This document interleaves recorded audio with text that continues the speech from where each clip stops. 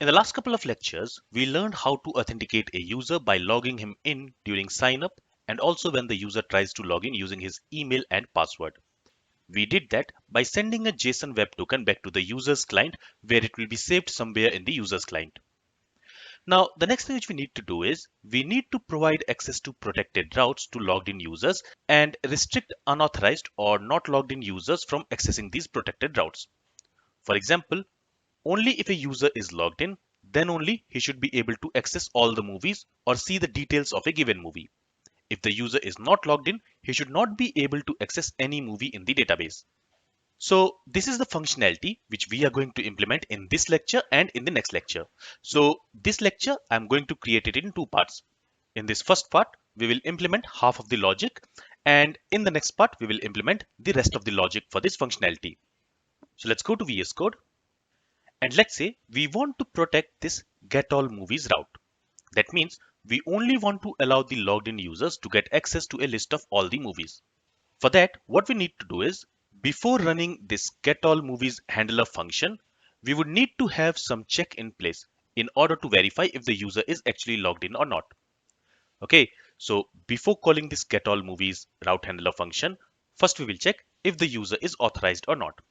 And the best way of doing that is, as you already know, is to use a middleware function. So in this lecture, in order to protect routes, we are going to create a middleware function which is going to run before each of these handlers. So before this get all movies handler, before this get movie handler, before this create movie handler, and so on. Okay.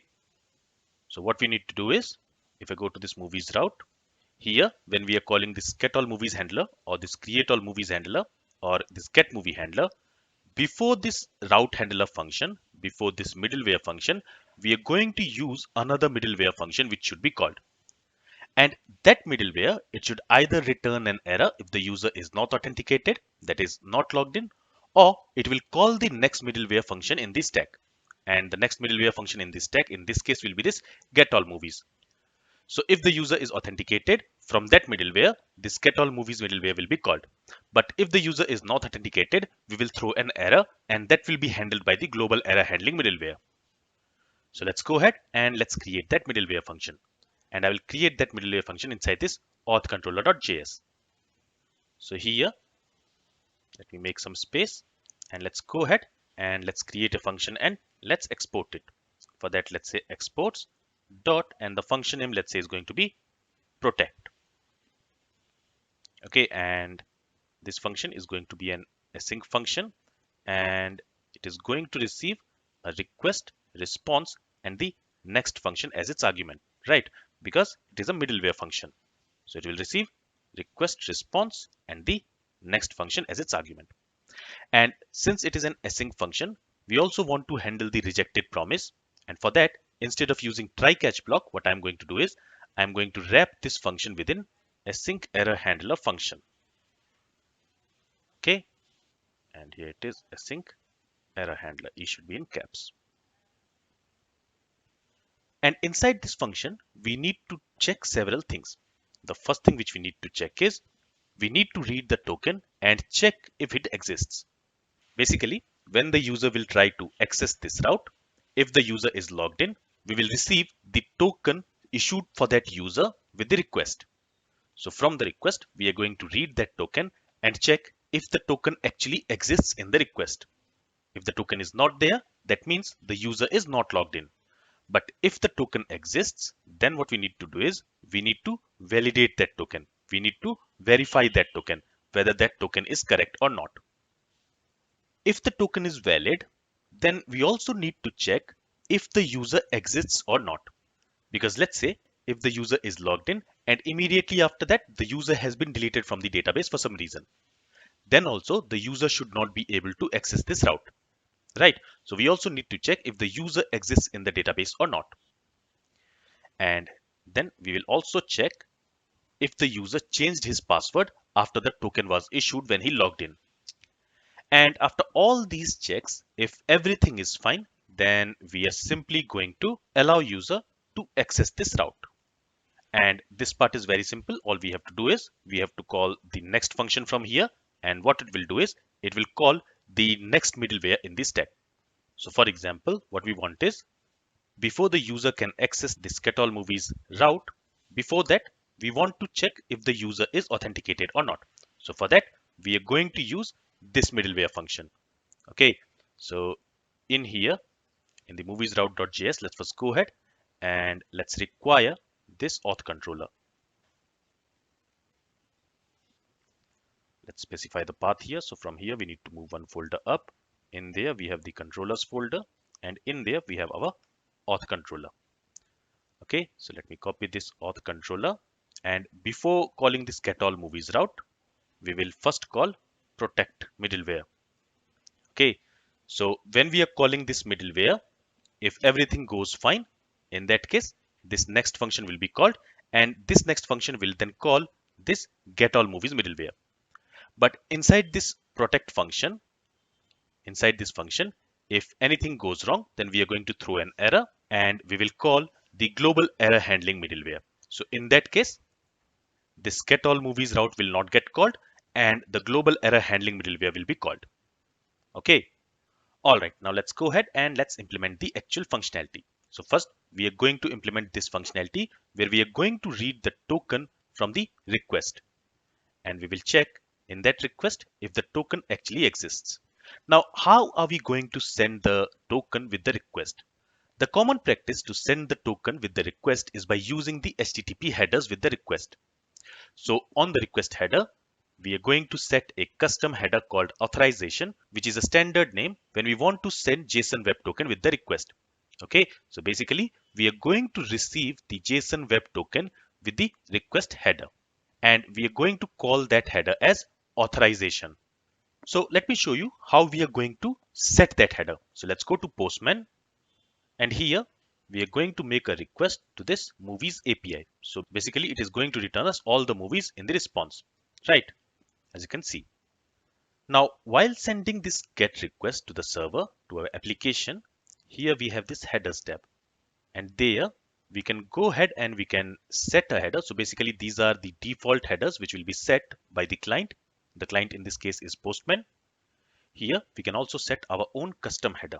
I will call it authorization. And the value for this header should always start with bearer. That's because we are the one who basically poses this token. So this is just a convention. Now after this bearer, what we can do is we can specify the JSON web token. So for now, let me simply call it as ABCDEFG, something like this. But later we will use the actual web token. This is just for demo. So we are going to read this authorization header. From there, we are going to read the value, and from the value, we only need this part. We don't need bearer. Let's see how we can do that. Let's go back to VS Code. And here, in order to read the header from the request, on the request object, we have a header. And on that header, we will have this authorization header. Okay. So when we will set this authorization header, on this request.header, we will have that authorization property.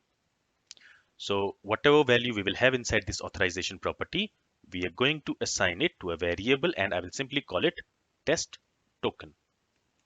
So if we have specified this authorization header in the request header, in that case, this value will be returned and it will be assigned to this test token.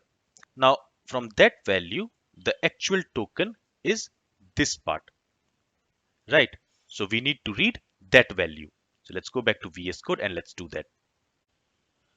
And to do that, what we will do is we will write an if statement, and in there we will check if this test token exists or not, or it is undefined. So basically, if in the request header we have not specified this authorization header, in that case, this expression here, it will return undefined. So in that case, this test token will be undefined. But if we have specified the authorization header, then its value will be returned and that will be assigned to this test token. So basically, we want to check if this test token exists or not.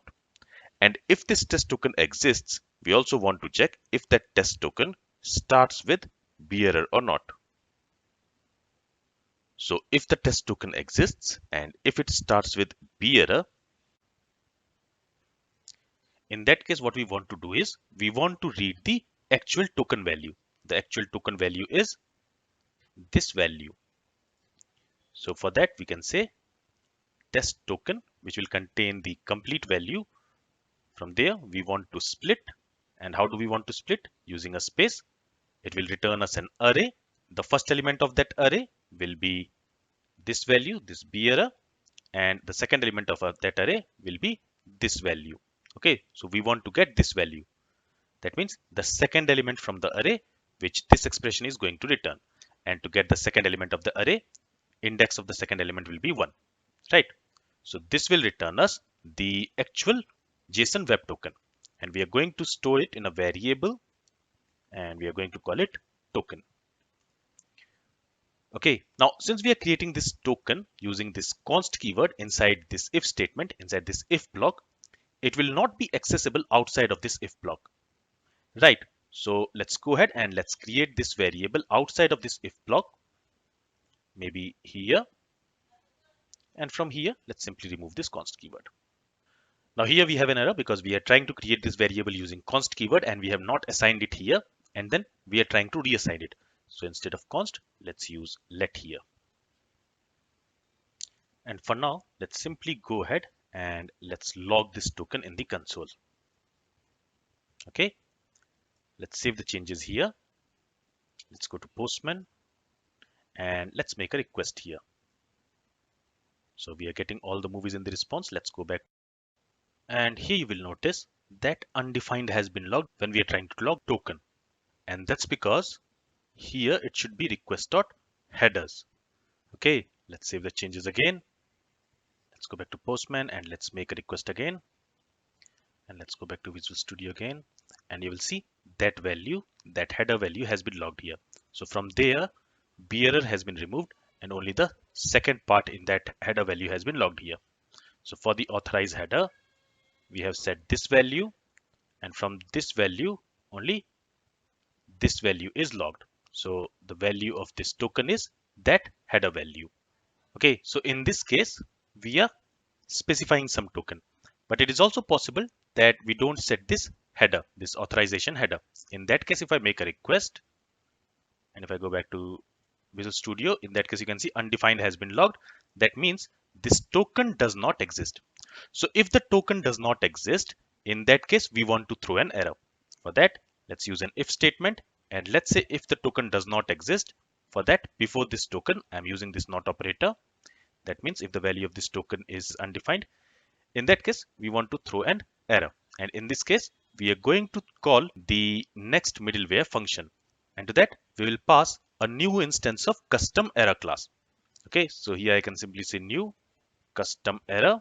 And in there, let's specify the error message. And there is, let's say, you are not logged in. And the status code will be 401. That means unauthorized. So since the user is not logged in, he is not authorized to access the route. Okay, so if I save the changes now, if I go to the Postman, here you can see I'm not specifying this authorization header. In that case, if I make the request, we should get this error, you are not logged in. Okay, let's go back to VS Code. So this part is complete. Let's remove this console.log statement from here. And now let's implement this second part, which is validating the token. So if the token exists, in that case, we are going to validate that token. The token will be not valid if someone has tampered with the data or if the token has expired. And to validate this token on the JWT, that means on the JSON Web Token library, we have a method called verify. So we used the sign method earlier. Another method which is available on JSON Web Token is verify method. To this verify method, first we need to specify the token which we want to verify. In this case, we want to verify this token.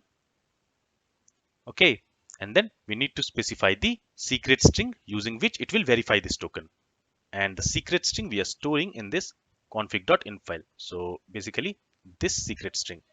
So here let's go to this authcontroller.js and here let's say process.inv.name of the environment variable, which is secret str. Then we can also specify a callback function here if we want, and that callback function will be called when the verification process is complete. So if you want to execute some logic, once the verification is complete, you can specify that callback function. But I'm not going to do that here. Now this verify, it is an asynchronous function. It will run asynchronously. But this asynchronous function, it is not going to return a promise. Okay, so what we want is, we want to convert that asynchronous data which we are going to receive to a promise, and then we want to use it. Basically, we are going to promisify this function, this verify function, because as I mentioned, it is not going to return a promise, and so we are going to promisify it so that it will return a promise, and then we can handle that promise accordingly. Now, in order to do that, Node.js has a built-in promisify function, and to use that, we need to import the util library. So at the top, let's go ahead and let's create a variable. Let's call it util, and let's go ahead and let's require this util library. Okay, and here we can simply say util.promisify, and we are going to wrap this function like this. So basically, this here, it is going to return a function which will return a promise, and then we are calling that function by using a set of parentheses and passing the required arguments. And this expression here, it is going to return us the decoded token. So I'm going to create a variable. I will simply call it decoded token.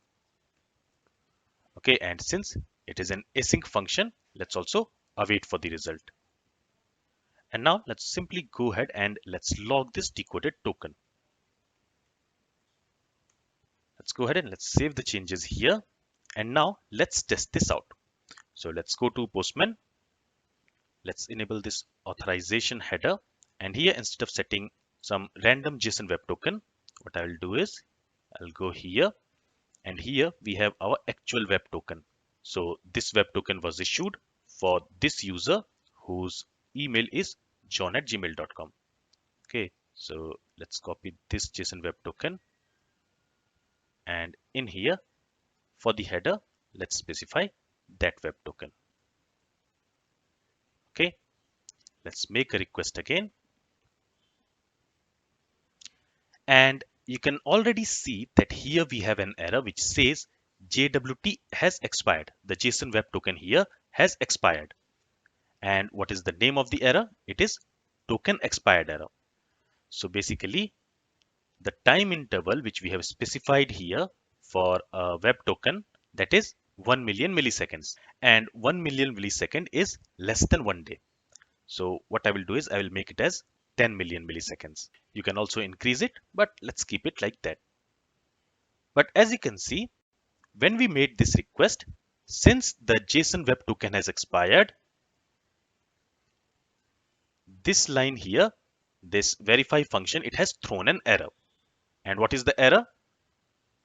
It is JSON web token expired, and the type of the error is, the name of the error is token expired error. Now this error is not being handled, right? So we can handle that error by using try catch block, or we can handle this error in our global error handling middleware itself. And that's what we are going to do. So let's open our global error handling middleware. For that, let's go to this error controller.js. And here we have our global error handling middleware.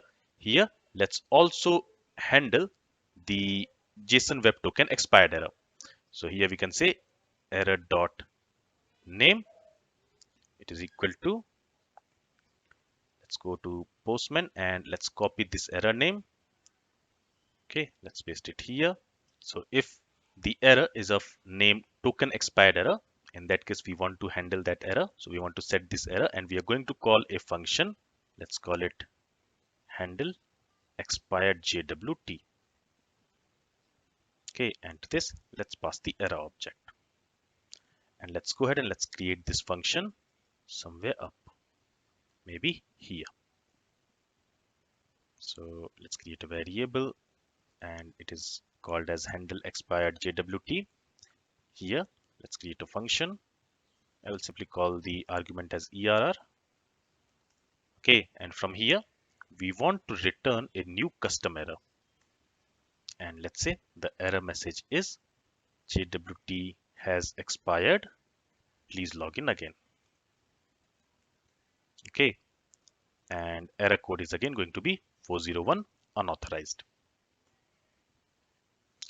Now, currently we are in the development environment, so we will not see this error message because this error message, it is only going to show us in the production environment.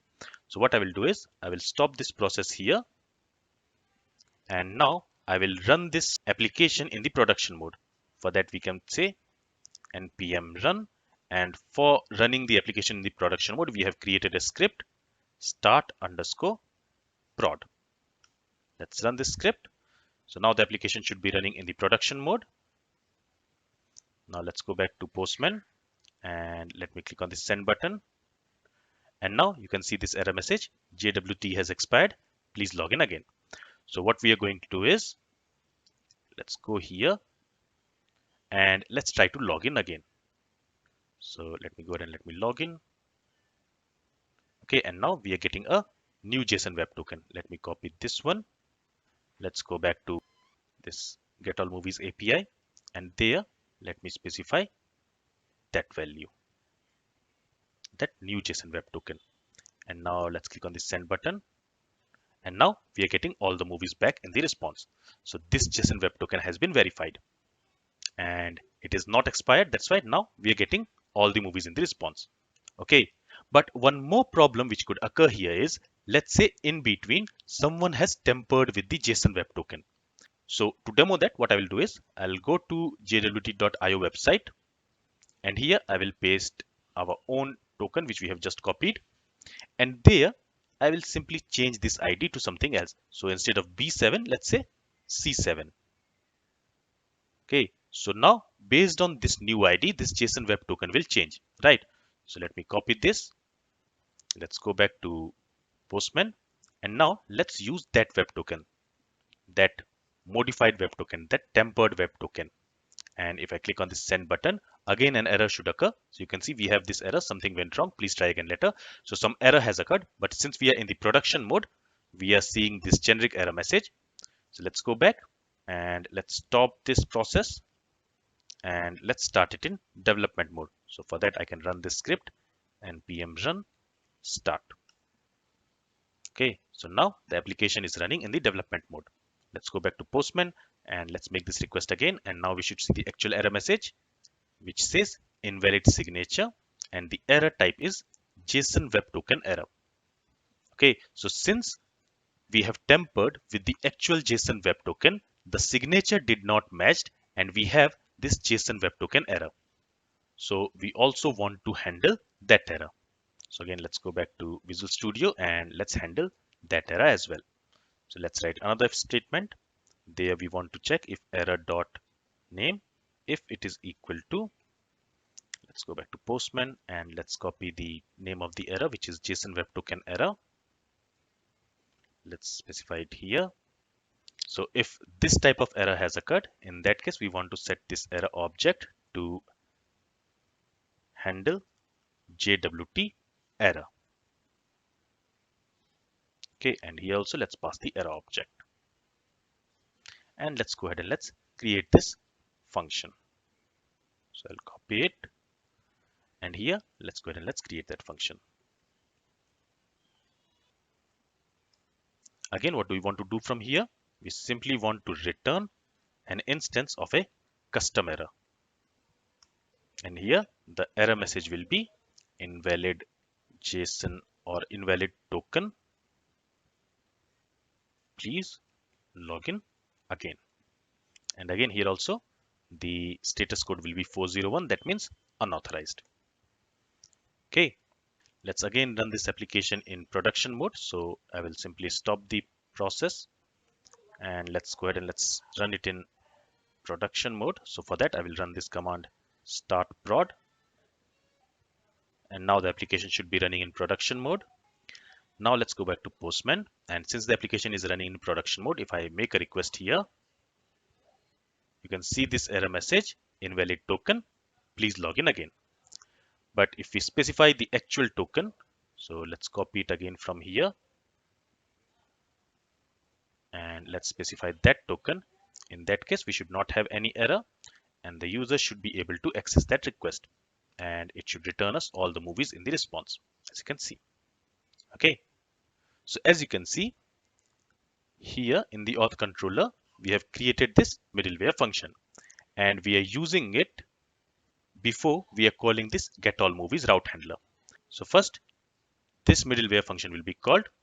If there is no error inside this middleware function, then only this getAllMovies middleware will be called.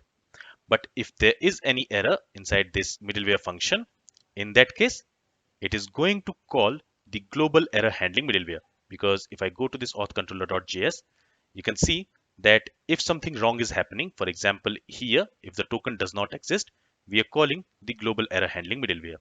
In the same way, if the token is not valid, we are verifying the token using this verify function. If the token is not valid, it is going to return an error. So again, that error will be handled by the global error handling middleware. But if everything is okay, then only we are calling this next function and it will call the next middleware in this tag, which in this case is getAllMovies. I hope it is clear.